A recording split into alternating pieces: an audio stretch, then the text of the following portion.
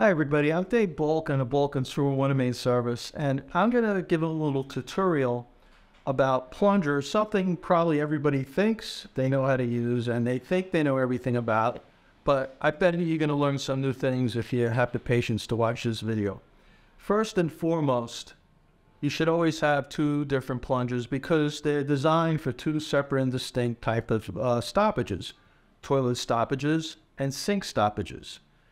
Besides just the design, there's serious sanitary and health consequences if you use one plunger for both purposes. Now, a toilet plunger is specifically made that it forms a seal on the bottom of the toilet. If you're going to clean out a toilet stoppage, you should really have glasses on. You should be wearing gloves. It's very unsanitary.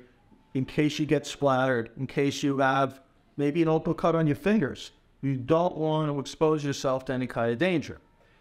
Of course, you lift the lid up, and this would fit it right into the toilet. You always want to have water, because how a plunger works, it's not pushing air to push out a stoppage. It's pushing water, because air compresses. Water does not compress. When you push water down your drain, it usually will force out a clog, and in most cases, it's much more effective than chemicals or baking soda or vinegar and all of these homemade devices.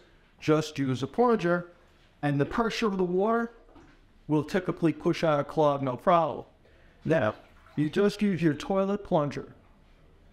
You get a sink stoppage, and this is the only plunger you have. You do not want to take this plunger, stick it in your sink, contaminate your sink.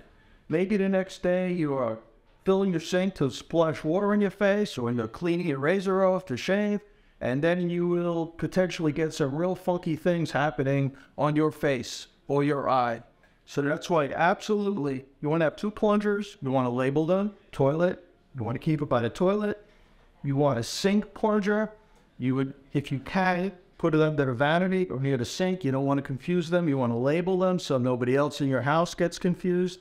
Now again, how a sink plunger works is you have to have water in your sink because you're pushing water, and it doesn't compress. It will push the water, and it will inevitably clean out most sink clogs. You can see it's different. It forms a suction, and you push down. Now this sink is not clogged. I just filled it with water just to show a good example. So that is truly how it works. Very inexpensive items, primarily for sanitary reasons, but secondly, for functionality. Use the two plungers, and now you know why how plungers work and why you have two plungers. I hope that helped you out there.